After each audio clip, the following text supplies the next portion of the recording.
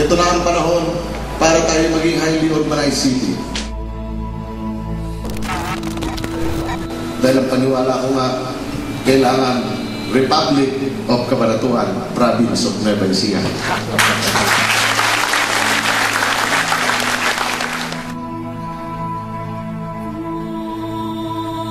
Cabanatuan, pinangarap mong lumaya sa puder ng mapang-api at mapanikil na probinsya.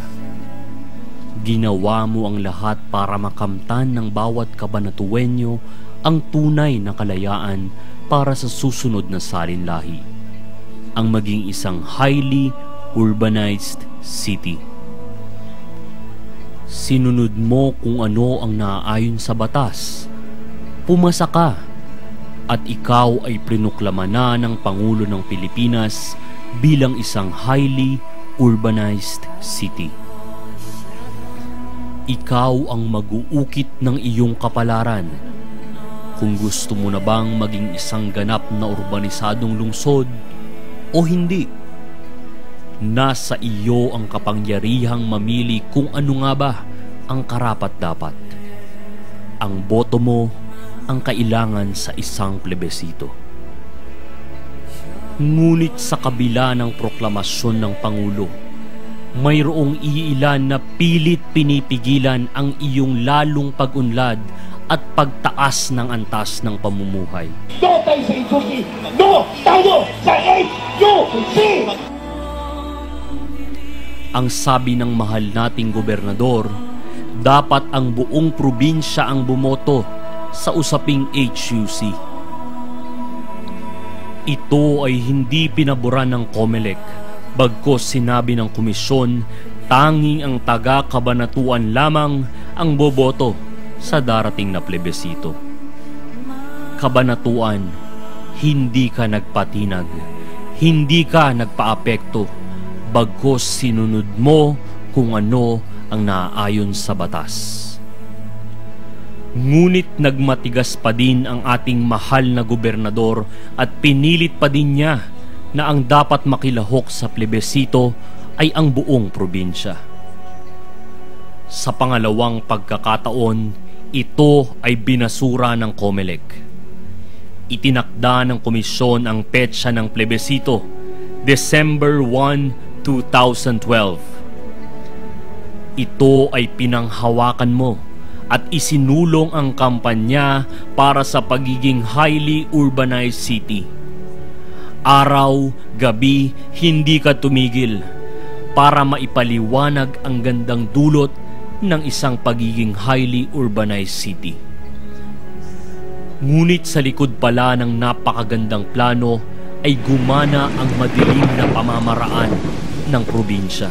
Patay ang isang radio announcer sa Cabanatuan City, Nueva Ecija matapos tampangan. 51-year-old Julius Causo was gunned down this morning. Ang pamamaslang sa isang radio broadcaster sa Cabanatuan, Nueva Ecija. 8 ng Disyembre, alas 8:45 ng umaga, 3 putok ng baril ang umalingaw-ngaw sa buong Cabanatuan. Pinatay ang isa sa mga nakikipaglaban sa usaping HUC ng Cabanatuan, si Kabayan Julius Cesar Causo. Nalungkot ang buong Cabanatuan, ngunit ito ay nagsilbing inspirasyon sa bawat Cabanatuenyo na lalo pang ipaglaban ang ating karapatan. The people who really are always on our side, inaakusahan nila. Mayor Jay, Ma'am Ria, and Nico anak, rest assured that my family will not believe anything. Kayo po ay dumamay sa amin. Yung asawa ko, hindi takot pumunta sa kaaway dahil wala po siyang sinabing hindi totoo.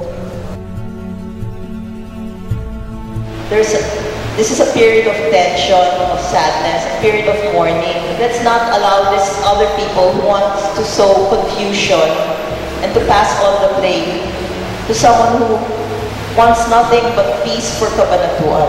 I assure you, Ate Angie, that the mayor and I will continue to help you and your family Though Julius has gone ahead of you, we will not abandon you. Maaasahan mo kami, hindi ka nag-iisa. Itinuloy mo ang laban, hindi ka sumuko.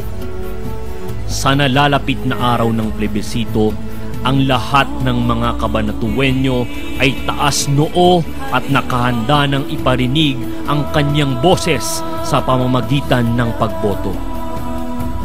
Ngunit sa hindi malamang kadahilanan, ang plebisito ay biglang ipinagpaliban 5 araw bago ang itinakdang petsa.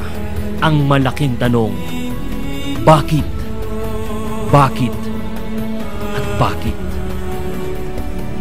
Iprinoklama na ng Pangulo, itinakda na ng COMELEC ang petsa, nagpadala na ang Pangulo ng Pilipinas ng dagdag puwersa para sa seguridad ng darating na plebisito at iprinoklama na ng Pangulong Benigno Aquino III ang petsa ng December 1, 2012 na isang special non-working holiday. Ano ang nangyari? Itinuloy mo pa rin ang laban at hindi ka pa rin sumuko. Ang factor po dito, number 1, prenoklaman ni Presidente Aquino.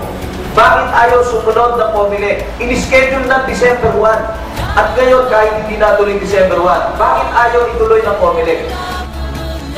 Karapatan namin na bumoto. Kung mabubotohin pa kami o hindi. Kaya po kami nananawagan po sa inyo na pakitulungan po kami. Kasi manalo yung yes o manalo yung no. Ang importante po sa kabanatuan nyo ngayon, pakaboto, may express yung karapatan, maibigay yung para sa kabanatuan.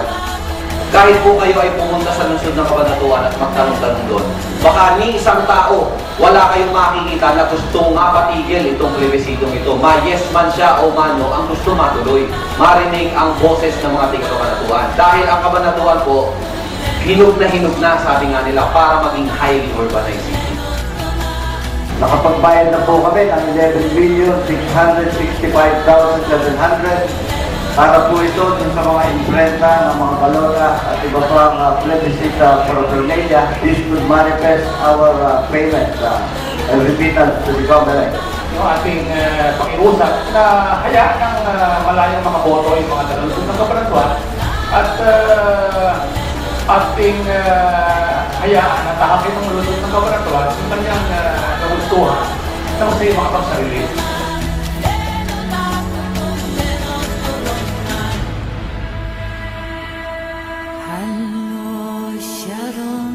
Ang sinabi ng mga nanunungkulan sa probinsya ay ang alkalde ng Cabanatuan daw ang nagpapigil ng plebisito. Nagtatanga naman ako dito kay Mayor Jay, bakit niya tinitigilan ang plebisito? Ngunit malinaw sa resolusyon ng COMELEC na ang gobernador ang pumigil dito. Ito ay hindi nagustuhan ng taong bayan na wala ang karapatan nilang bumoto. Ipinarating natin ang ating damdamin sa COMELEC sa pamamagitan ng isang mapayapang kilos protesta. Ang sigaw ng taong bayan, ibalik ang karapatang bumoto. COMELEC, may panahon pa. Pakinggan ang boses ng taong bayan, sundin ang utos ng Pangulo at plebisito sa Enero 4. Umaasa tayo na makonsensya ang COMELEC sa ginawa nilang pagtapak sa ating karapatan. Hindi tayo titigil, hindi tayo susuko at patuloy nating ipaglalaban ang ating karapatan na makalaya sa puder ng mapangapi at mapanikil na probinsya ng Nueva Ecija. Sobra na, tama na, palitan na. Lalaban kami hanggang sa aming makakaya. Makamtan lamang ang kalayaan ng Cabanatuan.